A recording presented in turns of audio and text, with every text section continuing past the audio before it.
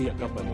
Dan kita masih di Economic, di mana pajak JHT terus menuai polemik pasca sejumlah pihak buka suara menolak jaminan hari tua mereka dikenakan pajak oleh pemerintah. Dan terkait penolakan ini, Menteri Keuangan Purbaya Yudi Sadewa pun buka suara. Menurut Menkyu, hingga saat ini pemerintah belum mengambil keputusan apapun karena masih menunggu data BPJS Ketenagakerjaan. Sebelumnya berdasarkan peraturan pemerintah dan Menteri Keuangan, manfaat JHT yang dibayarkan sekaligus dalam jangka waktu paling lama 2 tahun sejak peserta memasuki masa pensiun dikenai PPh pasal 21 final dengan tarif sebesar 5% jika nilai manfaat melebihi 50 juta rupiah. Sejauh ini dari Kemenkyu, Pak, pajak JHT. Belum ada, tadi nggak ada JHT. Enggak, maksudnya dari Kemenkyu sendiri, masih kita itu. sejauh ini gimana, Pak? Kita masih mau cari data dari BPJS ya. BPJS Tenaga Kerja BPJS Tenaga. Belum kesimpulan seperti apa. belum ada kesimpulan apapun berarti, Pak. Di tengah pelambatan ekonomi, pemerintah menghadapi tantangan menjaga kesehatan APBN. Penerimaan pajak belum mencapai target, ruang fiskal semakin sempit, sementara kebutuhan belanja negara terus meningkat. Di saat yang sama, pemerintah memperluas pemungutan pajak mulai dari transaksi di marketplace hingga pencairan JHT. Benarkah ini bagian dari reformasi perpajakan untuk menciptakan keadilan atau justru langkah cepat mengejar penerimaan negara di tengah tekanan fiskal? Dan untuk membahasnya telah hadir di studio Direktur Eksekutif Indonesian Tax Care, Bapak Basuki Widodo. Terima kasih Pak Basuki sudah hadir di Economic. Dan di sebelahnya sudah hadir juga Ketua Komite Perpajakan Apindo, Bapak Sidi Widya Pratama. Terima kasih Pak. Pratama ya Pak? Pratama, siap. Dan pengamat ekonomi Fakultas Ekonomi dan Bisnis Universitas Indonesia, Mas Tengku Rifki. Terima kasih Pak Rifki sudah hadir di Economic kembali.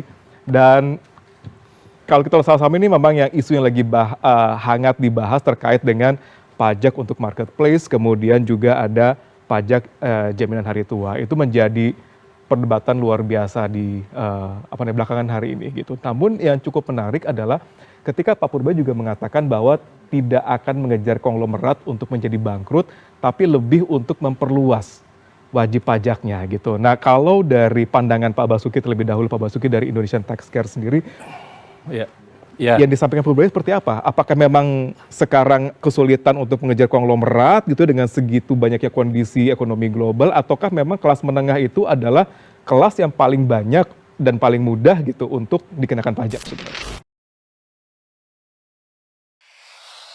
Ya, jadi gini, kebetulan lembaga Intak ini punya sebuah kegiatan program kerja pendampingan pajak. Jadi kita sangat paham sekali bagaimana kondisi lapangan. Jadi di lapangan ini banyak pengusaha yang ketakutan dengan pajak.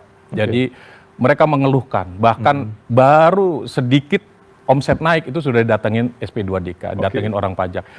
Dan sangat udah senyum-senyum aja tuh. Ya, di lapangan memang seperti itu ya Pak? Ya, saya bisa ngomong seperti ini karena saya hadapi hampir 100% ketakutan masyarakat. Dan mereka itu selalu apa? Kita ini untung sedikit, pajak sudah datang.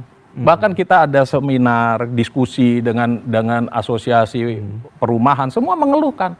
Pajak ini mengambil porsi sangat-sangat merepotkan. Iya, dan saat kita menemukan banyak kasus, perusahaan-perusahaan yang gulung tikar karena tekanan pajak atau disandra. Disandra apa? Faktur pajaknya, disandra rekening banknya, segala macam. Bahkan kita menemukan banyak pengusaha-pengusaha yang mengalami serangan stroke. Bahkan beberapa kasus sampai meninggal. Saya harus sampaikan, ini saya bukan cerita yang bohong, tapi pajak ini tersembunyi kan.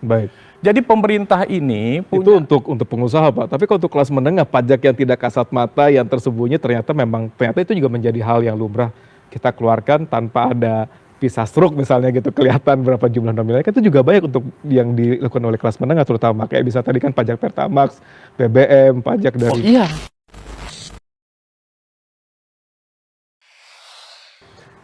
Fiskal memang sedang dalam tekanan gitu. banyak faktornya.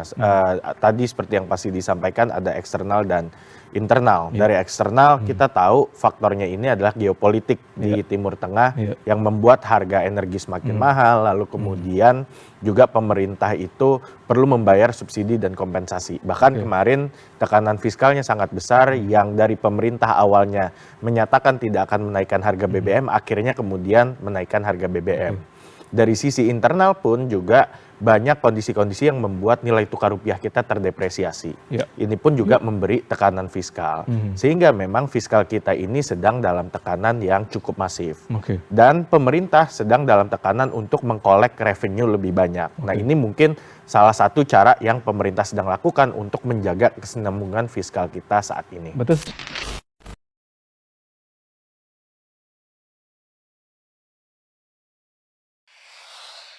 Nah, apa yang menjadikan rapuhnya sistem pajak? Pertama, kita tidak punya arah yang jelas. Padahal kita ada yang namanya cita-cita pajak. Dan itu dituangkan, salah satunya di antara ada sekitar 13-15 poin, mewujudkan aparatur pajak yang bersih, menciptakan aturan yang sederhana, mendistribusikan pendapatan. Kemudian yang terakhir itu bahkan disempurnakan untuk menjadikan pajak ini sebagai sumber penerimaan kemandirian bangsa, artinya tidak bergantung kepada hutang, kan seperti itu. Yang kedua, rapuhnya sistem pajak itu disebabkan oleh terabaikannya prinsip self assessment. Nah, karena tidak ada acuan, pajak ini tidak punya yang namanya semacam standar acuan atau ukuran. Dan inilah yang menjadikan pajak itu menggiring pada sebuah posisi hanya pajak diartikan pada target. Itu yang terjadi sampai sekarang ini. Jadi kita terjebak oleh sebuah pemahaman. Padahal ada fondasi bagaimana mengkolek pajak itu menjadi satu yang perlu saat ini sebenarnya. Benar. Yang menjadi fondasi pertama, arah dari pajak ini harus semakin menguatkan. Yang kedua adalah kesadaran pajak masyarakat.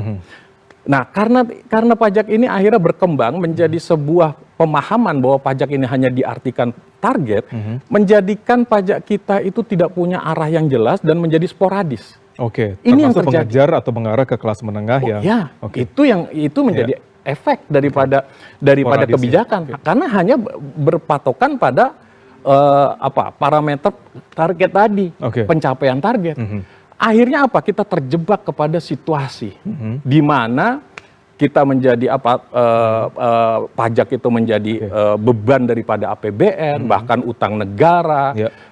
Bisa dikatakan 40 tahun dari 83 reformasi pajak sampai saat ini kita seperti berjalan di tempat. Belum terlihat reformasinya Pak ya sebenarnya? Kita tidak merasakan pajak ini. Rakyat sudah berjuang habis-habisan, tapi pajak ini tidak berdampak. Bahkan subsidi ini semakin memberatkan. Jadi apa Berarti dengan kondisi tersebut makanya pemerintah sekarang terkesan lebih mengarah ke wajib pajak dari kelas menengah untuk bisa dikejar untuk menambah fiskal kita gitu. Betul. Itu yang menjadikan, kalau menurut saya ada kesalahan dalam membangun sistem pajak. Target. Jadi pajak jangan diterjemahkan hanya target. Karena prinsip self assessment ini harus membangun kesadaran. Sekarang ini masyarakat sedang ketakutan dan pajak hadir menjadi momok yang menakutkan bagi masyarakat. Berarti secara ekonominya cukup realistiskah pemerintah untuk mengeker kelas menengah untuk lebih cepat misalnya gitu untuk menarik pendapatan negara? Realistis mungkin begini, realistis dalam konteks apakah itu hal yang pemerintah bisa lakukan, nampaknya iya. Karena kalau mengejar sektor informal yang selama ini juga kita masih belum terlalu successful dalam melakukan, itu mungkin sulit. Jadi mungkin quick win-nya adalah mengejar kelas menengah. Kalau realistis, apakah ini kebijakan atau langkah yang tepat atau wise? Rasanya tidak gitu, karena kelas menengah ini sedang dalam tekanan yang sangat besar. Kelompok miskin dan rentan mereka masih menikmati subsidi dari pemerintah. Kelas menengah adalah kelompok yang tidak mendapatkan subsidi dari pemerintah. Ini mungkin secara simpelnya kelompok yang membeli Pertamax, sedangkan harga Pertamax naik gitu. Jadi ini memang kelompok yang sedang sangat tertekan, apalagi kalau dikejar dengan ekstra pajak, ini tentu tekanannya akan semakin besar. Dan juga beberapa tahun belakangan banyak kelas menengah yang sebetulnya turun kelas, jadi kelompok rentan dan kelompok miskin.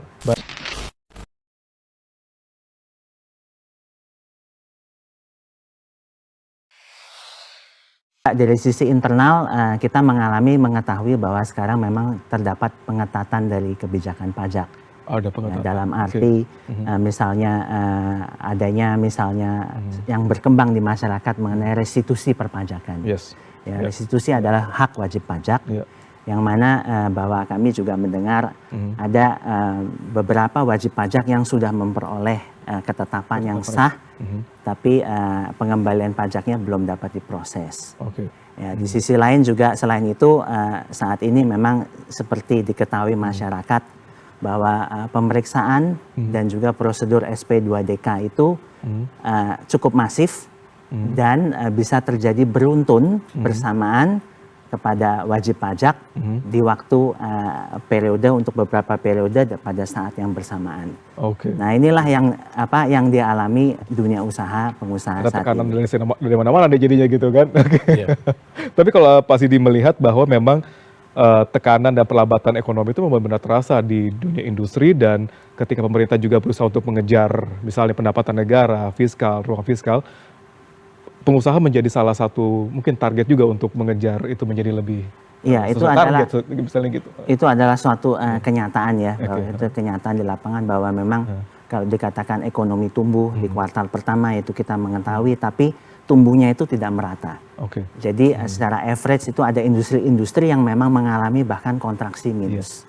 Nah, tentu kan kita harus melihat ini sebagai satu keseluruhan ya. Begini, pajak itu harusnya ada dua prinsip yang ingin saya bahas di sini. Satu itu pajak secara ideal harusnya terasa fair. Dalam arti begini, kalau orang membayar pajak, harusnya dia merasakan benefit dari membayar pajak.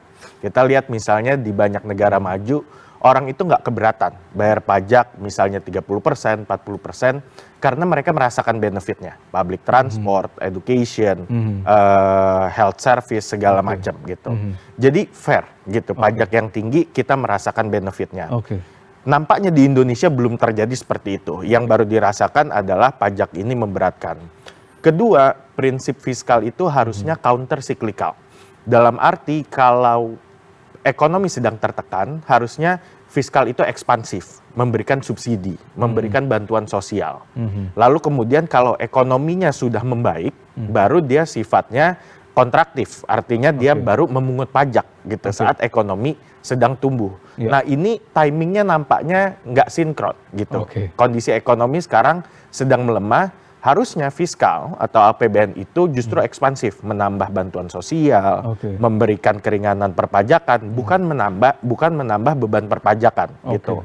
Karena secara konseptual harusnya ini nanti akan menekan ekonomi jadi melemah lebih jauh gitu. Kalau kondisi pelemahan ini didorong dengan porsi perpajakan yang semakin agresif. Jadi secara general iya, kita punya isu tax ratio yang rendah, tapi timing dari kebijakan untuk mendorong pengetatan pajak ini bukan timing yang tepat sebetulnya saat ekonomi sedang mengalami pelemahan saat ini. Baik, Pak Basuki.